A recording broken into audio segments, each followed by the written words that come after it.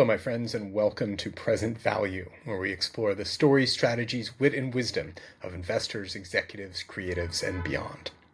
I'm your host, Jonathan Reckman. My guest today, the one and only Matt Zeigler, Managing Director at Sunpointe Investments, a wealth advisory firm, and a writer, speaker, YouTuber, and all-round creative. You can find him at cultishcreative.com. Please listen, like, share, give feedback, and most of all, enjoy. Matt, you are a wealth manager unlike any wealth manager I have ever met in my life. And I suspect that has something to do with the fact that you come from a very different background than most wealth managers who maybe come up through Wall Street. How did you get in this industry? What was the journey that took you here? I needed insurance. Is that a good answer?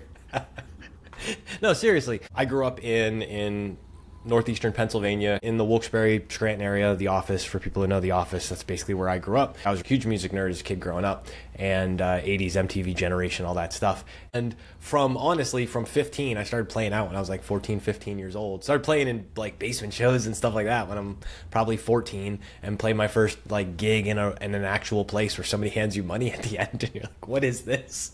I guess we're going to Denny's or going to Perkins. Yeah, you turn pro when somebody gives you money, but we're just playing in these crazy all ages clubs and playing punk rock shows and stuff like that. And what more fun thing than to create your own piece of art, your own piece of music and whatever, get together with your friends and then play it for more of your friends. That's the greatest feeling in the world. And I burned hot on that from, 13 or 14 when I realized that was a viable thing you could do, and people would respond all the way through. And then I kind of burned out on that, actually literally about 10 years after it started really hot. Like I remember basically the day that I burned out in the studio. This would be in the early to mid 2000s, pre-financial crisis. I had burned out on doing music, working in recording studios and touring and doing all sorts of things like this, and literally had the thought in my head, something I loved, making music, had become something that was a job, and I wasn't having fun doing it anymore. And decided, all these other people are doing these boring jobs. Maybe I need to go be boring again and recreate boredom in my life so that I could reconnect and find love to creativity, to music, to all these things that I love to do. And so I was thinking, what's the most boring, responsible thing I could do that would have insurance benefits and the other things? Because I was also officially off of my parents' insurance. This is pre-Obamacare and Affordable Care Act and everything else. I was like, this feels like something I probably should have. And I got a job as a part-time teller in a bank. That was my on-ramp into the financial services industry, was getting this gig as a part-time teller in a bank, just because I needed the most boring life I could possibly create for a little while. What did you bring over from your career as a musician, whether from the music side or the performance side, that you've brought with you into your career in wealth management? So I've been starting to write about this lately, and I think that this is a really important through line. I have this thing that I refer to as the creative flywheel. And it's this idea that call it whatever you want. I refer to it as the muse. There's something that exists outside of us that will first catch our curiosity. And in this flywheel, I say the muse has to exist. It's somewhere outside of you, but it's going to catch your curiosity, and your curiosity is noticing the muse. It's this external thing that all of a sudden you do the head turn, and you're like, wait, what just hit me? And then what you do with that is the creativity, because you have to notice it first, then you have to be aware of your noticing, and then you have to commit to doing something with it. And then critically, what I think a lot of people leave out is after you've been creative, then you have to make a habit out of it. You have to actually take the habit of doing that thing, and then the habit has to redirect back to discovering the muse again to make yourself curious again. And that's something I learned in music, is if you want to make things or you want to study other things, you need not just the awareness to notice what's going on, what the muse is trying to communicate to you, but you need the ability to put something together with it and then to make it a habit to go out and find it again. Because the creative act is you're never stopping creating. That's a really fun and exciting thing. I'll connect this back to client work just for a second too. Whether I'm sitting down with a client for the first time, researching investment strategies or financial planning topics, or just trying to get to know a client across the table from me and their lives, their wants, their desires, their goals, whatever they may be, I'm bringing that same curiosity to the table. I want to find that client's muse. I want to find what piques their curiosity, and then what can we be creative about it? What can we turn into a habit so that they're actually getting into that cycle too? Now, the thing I haven't written about, so exclusive for the Reckman here, is thinking about this in terms of, I think that creativity on the bottom, you can actually swap out with consumption. And this is a really important lesson that I think I learned in my music phase of getting to know this stuff, because there's also the stuff when you're not being creative and you're just being a consumer. I might refine this in the weeks ahead, but this was kind of an eye-opener in the last couple of days for me. And this is the idea that we can also notice stuff as it exists in the world. We can also get curious about it, but if we don't do anything creative with it, we can just take it in. And that's kind of the opposite of creativity, is just passively consuming something. And it might be we go out and buy something, it might be we just scroll past it on the internet, but that consumption can also become a habit, and that habit can also be looking for the next thing to consume. Can I just clarify, are we talking about consumption of material goods and services, monetary consumption, or are we also talking about consumption of ideas and consumption of art? And so maybe like just exposing yourself to the literature of others is a substitute for creating literature or music? So I'm actually connecting both.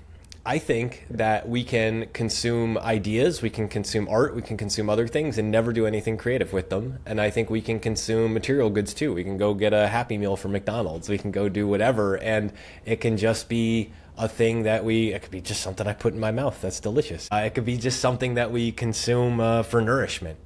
The idea is there's lots of stuff that we take in, that same thing, same process. We notice it externally in the world, we get curious about it, and then we just consume it for whatever reason. There's not a creative act in just consumption. And I hadn't really contrasted those two sides before, but it's really interesting because then as a creator, it also turns us into this awareness of, how do I tell a story about the creative thing that I'm making?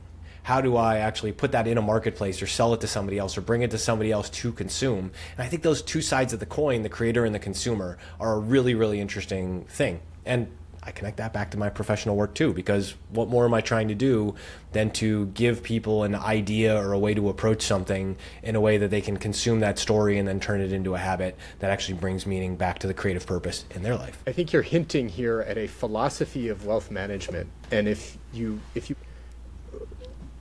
walk me through what wealth management means to you, kind of at a philosophical level, and then maybe one level down in terms of strategy, how you approach it in a way that you feel is unique and novel and draws on your experience.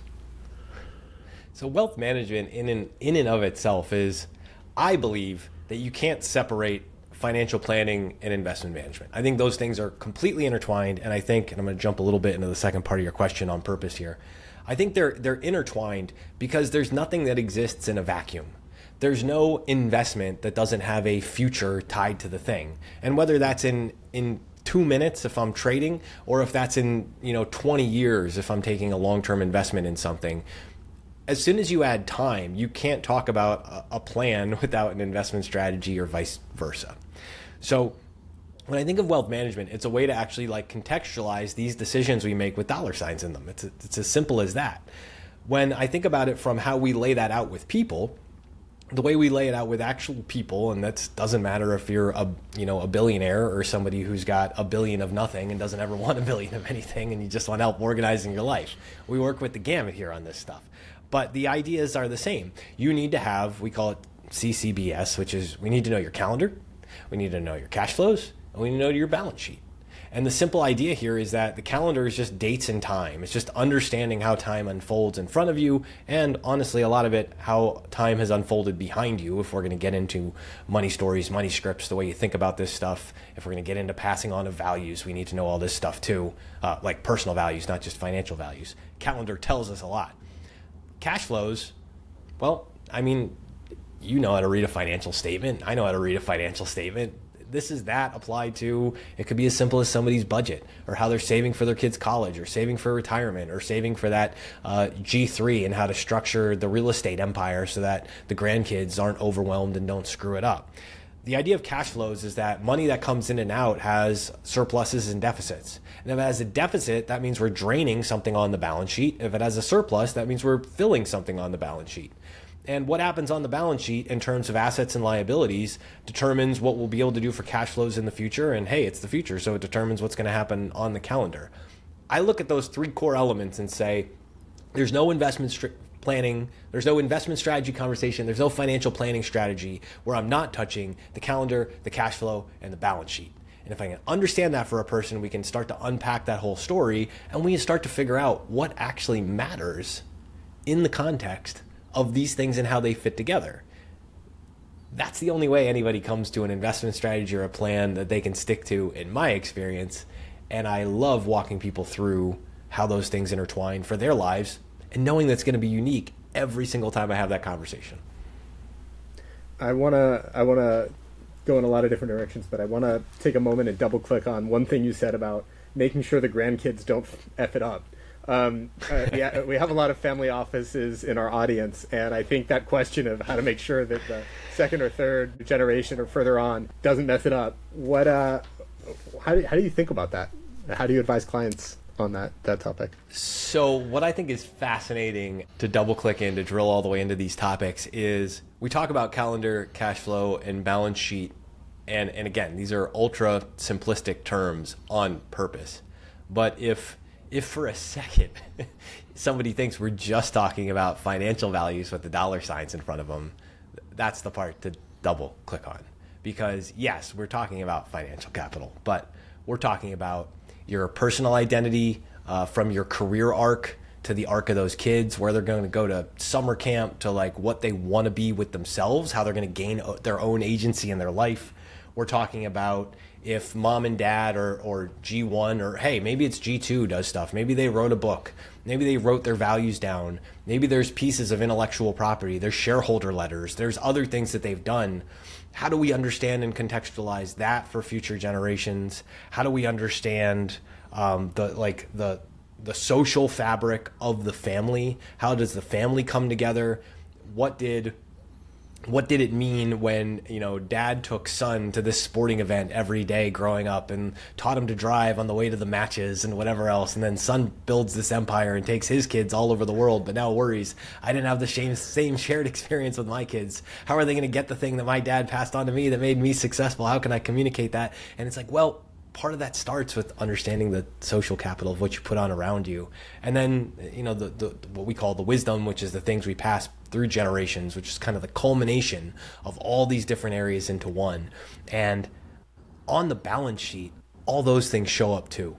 They don't show up on your financial statements or in other terms, but you have to understand those. You have to let the ego go out of them, and you have to be able to have intelligent conversations where agency is preserved for all the players in that mix, and we can figure out how to make that next generation, G2 or G3, be the best versions of themselves to carry those values forward, but also be in line with what the family's all about, or what the business is all about, if it's business succession planning. And we do a lot of work with this with clients. I do an interview series that is actually based on pulling this type of information out of investors. It's called The Intentional Investor. It's on YouTube too, on the Epsilon Theory channel, where I am fascinated by these conversations. I'm fascinated by the non-financial things on the family balance sheet and how you pass those personal values down alongside those financial values. And I think you get it too. This is why we're friends. Because these topics are so interesting, and they're so important and so under-discussed. They are. Tell me about Sunpointe's garden glove service. I hate the expression white glove service.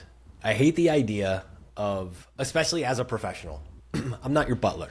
Like, I'm not the guy who's bringing you your orange juice on the silver tray and the platter to give you some boost in status so you feel better about yourself. Yes, there's certain things where I'm the professional who's going to help you feel better about yourself and what you're doing. But I'm not your butler.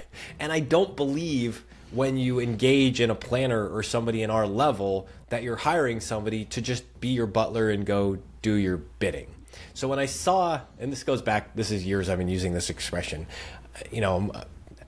I worked for a large financial institution for a lot of years before I worked for a smaller one, and everything would be, oh, we have white glove service, oh, we have this, oh, we have that. And I'd be like, I don't want to be that person. I need a different expression for this. And when I really thought about the work that I did, that Sunpointe does now, and the work that I know clients value and I want to be valued for, it's the opposite of white glove service to me, which is what we call garden glove service. It means we get our hands dirty. It means, most importantly, we don't get our hands dirty because we're going to go do something shady. We get our hands dirty because we're in the dirt with you trying to grow something. And that, to me, this idea of growing the garden, growing something that can be harvested, growing something that builds nourishment, growing something that builds beauty, think flowers, think things like that too.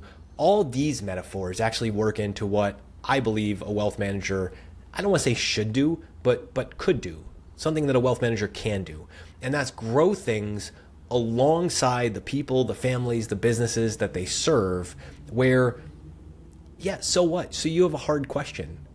You can't go to white glove service and get the hard question answered. You need to go to a friend or another peer or a professional to get that answered in a way, if we actually have to rumble through these values. The butler is not going to help you, psychoanalyze your kids to bring the agency out of them. But the person who's willing to get their hands dirty and go through that rough stuff with you, they will. So garden glove service is a rejection of the idea of white glove service, that we're not supposed to get our hands dirty, that's supposed to look a certain way. It's, I can show up to this conversation, I can be real with you, so long as we remember that the purpose of this relationship is growth. Growth ain't always pretty. Your gloves are going to get a little bit dirty. Dig it. Matt, you have been writing every day for the past 5 years. How and why? Why is a great question. How is an even better question. How, I'll answer how first because it's easier. So I do write every day in the sense that I make notes and I reflect on something every day, which I think is really important. I noticed that the best way, I said at the beginning, this idea of you have to make curiosity a habit by taking that creativity, realizing the habit side of it, and part of the habit is to reconnect to the muse, reconnect to the thing that makes you curious in the first place. I realized sort of in my dry spell of becoming a teller and then a financial advisor and all the things, that was something I lost. I succeeded in making my life really boring, but then all of a sudden I wasn't interested enough in anything anymore. I was just going through the motions. The way I stopped just going through the motions was I had to retrain myself to start noticing things. And one of the great gifts of the world was in that, early to mid 2000s period when these things became a reality again, and I could start putting notes in this notes app on my early iPhone. That simple act of hearing something, reading a news story or whatever else and jotting it down was the first click and going, oh, this is stuff I notice now. And I didn't notice this before. And I didn't have a way to just write it down in my pocket. It would be on loose sheets of paper and napkins and stuff like that. But now I have one place where I could write it down. The next thing I realized was, if I'm going to write these things down, I don't just want to, it's not enough to just copy a quote or have something that's just a piece of information. And sidebar, but this is where some of the aspects of the Tiago Forte stuff, the second brain and the smart notes and everything else. It's really great at indexing information, but I realized that wasn't actually what was useful or interesting. So I'd be having a conversation with a client and I would make a connection to something they said about their personal story to, I don't know, something from history or whatever.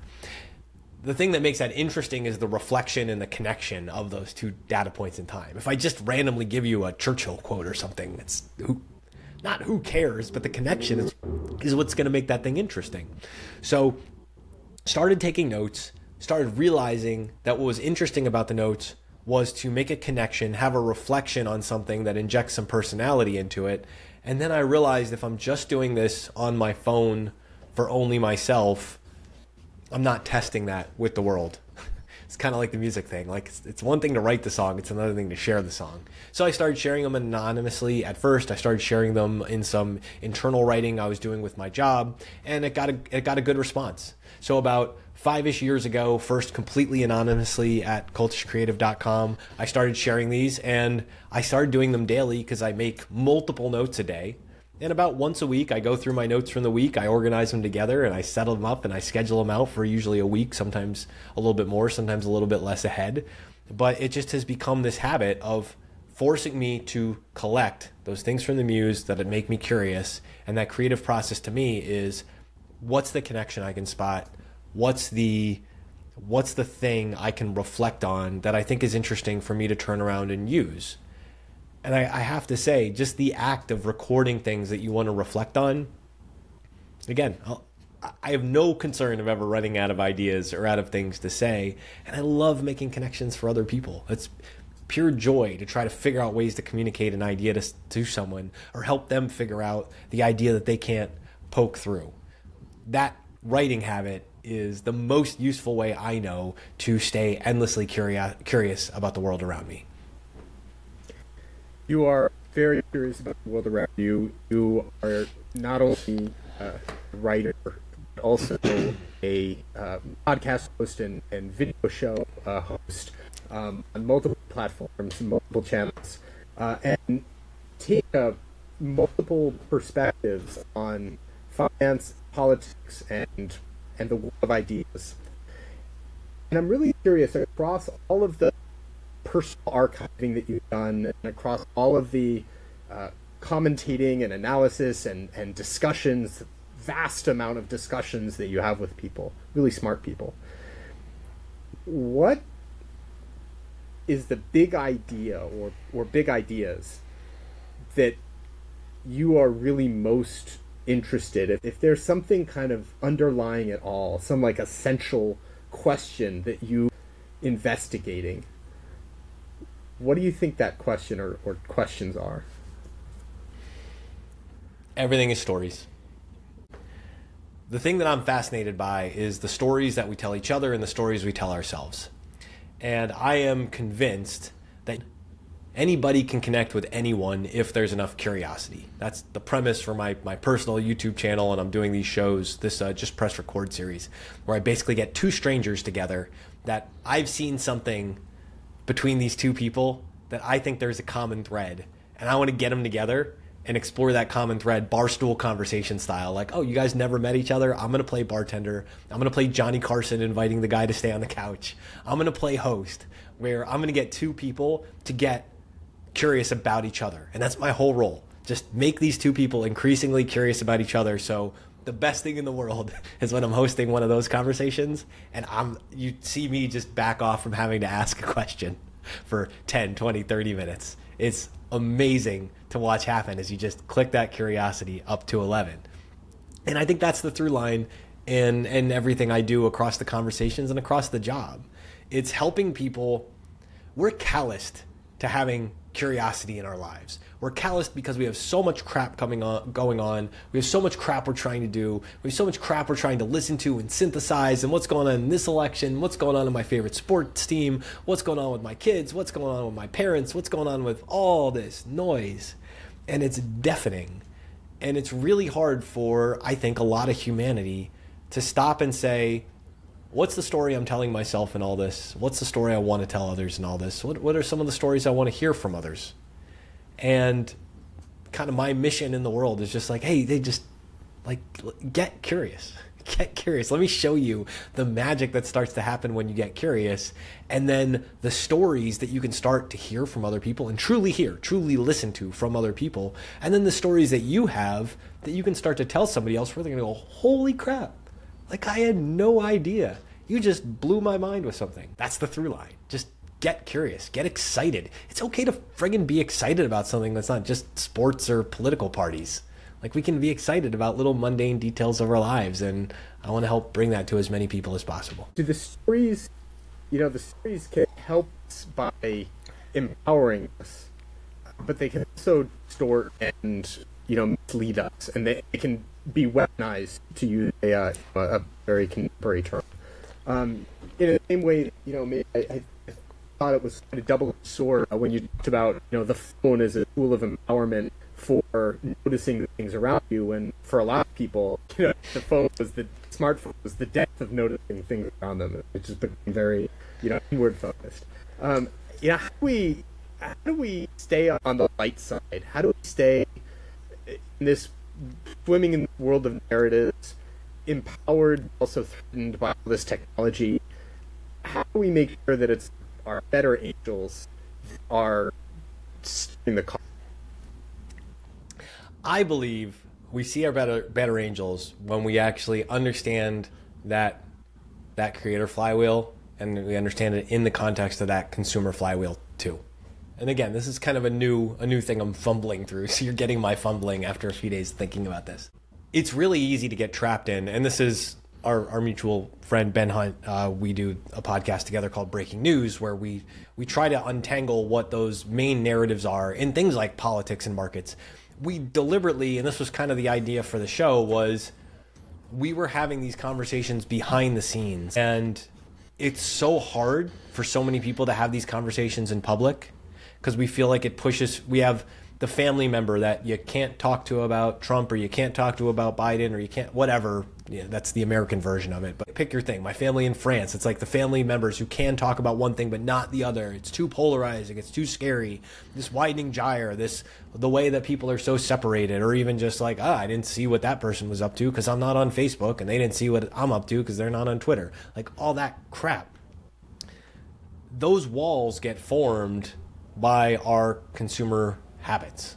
Those walls get formed by not being creative and thinking about ways to reach across those lines and do that thing. Those walls get formed by not understanding how to find or build community in creative ways. Now, the greatest thing social media ever could have done is basically lower that cost of interactivity with others.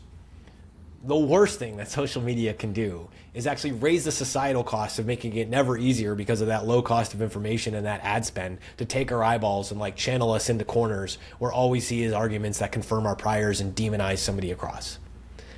The answer to this is, in Ben Hunt's terms, make, protect, teach. The answer to this is, in the terms of the Minutemen, I love this concept way too much. The Minutemen, you're aware of this band? Does this ring a bell at all to you? This is like a 80s like indie rock band. So they had this concept, jam econo. And jam econo basically meant, and econo basically like economics, like you should be able to do something like for a budget or no budget at all. You should be able to jam, you should be able to get together with people, you should be able to make something cool happen without any financial requirement and just pure social value. And I think that's kind of the secret to all this. We have to actually go, we don't agree about something political, or we don't agree about something social, or we don't agree about whatever. But are you telling me there's zero common thread between me and another human being who has to put food in their mouth, at least once, if not a couple times a day, who has to drink water, let alone have a beer or whatever else? Like, you telling me there's not one other thing we have in common, and I'm so jaded that I'm not willing to find that one other thing so that we can just be not miserable with each other? That to me is the most cynical view, is to say I have an identity that doesn't allow me to find the one other thing with somebody else because they said something. And I'm not saying I want to go out and like befriend Hitler or something like that. What I'm very clearly trying to say here is I don't know that you get to a Hitler. I don't know if you get to these things if you find people who are willing to let go of identity and connect. Yeah, there's people who are never going to figure that out, and we got to figure out how to deal with those people or cut them out or avoid them or whatever else. There's lots of those people selling identity in rigid and strong ways that say, I'll never be friends with a, insert whatever identity you want to insert on that. But I'd like to show people, and again, personal mission, I'd like to show people, I think that's a crappy way to live. I want to jam econo. I want to meet people who want to have conversations, who want to talk about stuff, who want to figure it out. Holy crap. What could be more exciting than meeting someone you have next to nothing in common with? What could be more exciting than that? Of completely new things to go explore. Of seeing something you've never seen before. Or seeing a corner of a world or a universe. Or hearing something from behind the scenes that you've never seen before. that to me is just endlessly fascinating and endlessly enriching in a world where we're so backed into these identity corners everywhere we turn, thanks to social media and all the crap that unfortunately has wreaked havoc on our lives. I still think it's a net positive. But a lot of setbacks along the way here. What kind of habits can you develop to expose yourself to that sort of the other, the diversity, the alien, in a way that systematically builds not tolerance for it, but inspiration for it? I think you have to constantly be open to asking questions as opposed to providing answers. That's really hard in our financial industry, especially in the advice business, especially in the asset managed business. Like we're supposed to be answer people. People are supposed to be able to say, what's the election going to mean for my portfolio? What's the rate of inflation in 3 months? What's it going to do to my financial plan? We're supposed to be answer people. And that doesn't mean we can cop out on never giving an answer. But it does mean we can have the approach of asking another question about the thing. We can stay curious about it. We can, like if somebody asks me about the impact of inflation on their portfolio, well, what are you thinking about? Which part of it are you worried about? Is it the healthcare inflation because of what you went through with mom? Is it the sensitivity to your business? You've never raised prices and all of a sudden you're losing business because people can't afford to pay anymore and now you have to raise those prices.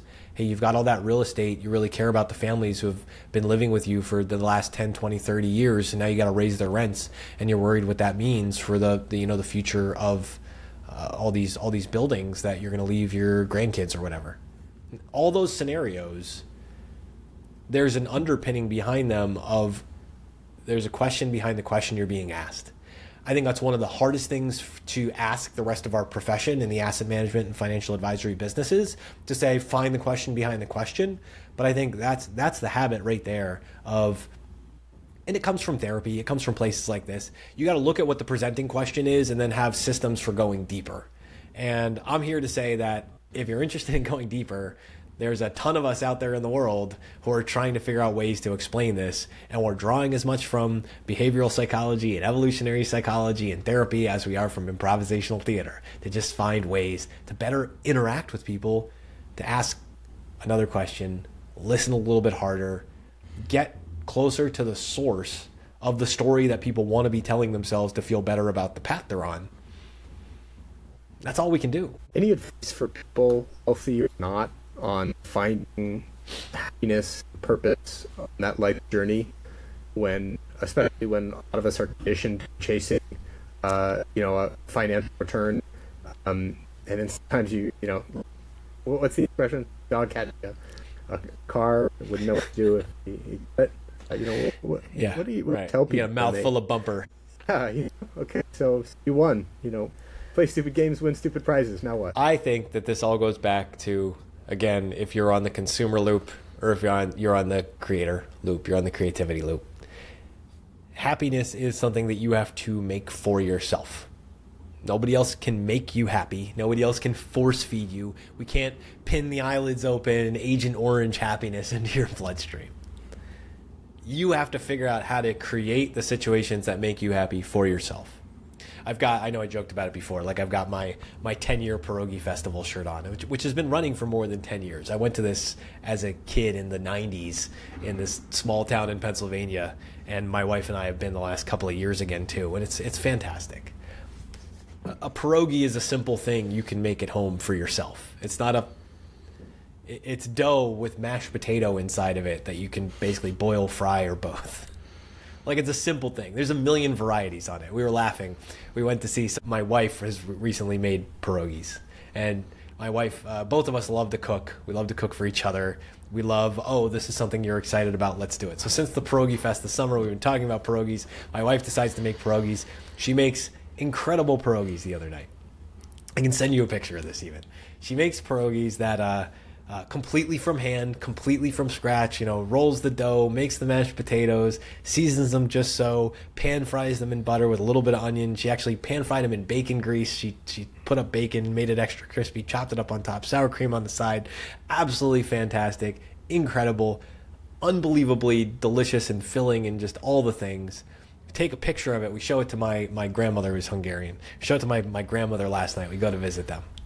And this ties back to the happiness thing, I promise. So we show it to her, and she's like, those are beautiful. Those look amazing. I bet they were delicious. Were they delicious? Graham, best pierogies ever. She's like, those are delicious, but those aren't pierogies. It's like, no, I'm sorry. Like, Matt, Val, I love you. Those aren't pierogies, because pierogies are boiled, and then you can swirl them in your butter and your onion. But like, what, chives and sour cream and bacon? Like, what are you doing? You call them something else. You can't call them pierogies. You make your own happiness. The ingredients are kind of the same for all of us. Like, that's just the way it is. Make whatever pierogies you want. Call them whatever the hell you want. If you want to make them for somebody else, you might have to fit them into their definition, but figure out the way that makes you happy to serve the people, to nourish people, to care about what they want. My wife is already bent that she is going to make pierogies the traditional way, just to say, look, I could do this too. And they'll both have a laugh of it. It wasn't mean spirited or anything like that. But happiness is something you make, which means get the hell out of consumption mode. Get the hell out of looking for it to be presented to you and go, there it is. Now I'm happy. Now I'm the dog who finally caught up to the car and I got a mouthful of bumper. It's never going to work that way to consume it. You can't consume happiness. You can creatively use your creativity to engineer and create happiness. Maybe that feels like a tall ask for some people, but hey, I tried to become a bank teller and then a financial advisor and just put my head down and get into the lane and do the things that people told me would be successful, do the things. I got the awards, I got the money, I got the things, I started the career, all that stuff, and it still felt void and empty and just disconnected from everything until I started going, all right, how do I make myself happy again? I figured out how to make myself miserable, and I got a bigger paycheck for it, and I got insurance. But that wasn't making me happy. What made me happy was looking for those things, tracking that curiosity down, figuring out what to make again, and then knowing you can't ever stop. Once you start doing it, you can't ever stop. Makes my Graham happy to make those pierogies still, to make them the way she makes them, to know they're pierogies. Makes her happy to throw a little barb and have a little fun, laughing with us about that's not a pierogi. But that's the beauty of it. Here's a situation, two people can disagree, but they're still going to go home and make something, and it's special. And what we call it, when the stories we tell about it, actually just makes it more special. The diversity of these things makes it more special. It's a beautiful thing, but the creativity just can never stop. That's the only way to be happy. And I think that's a beautiful thing. And that's a beautiful thing. Beautiful. Thank you.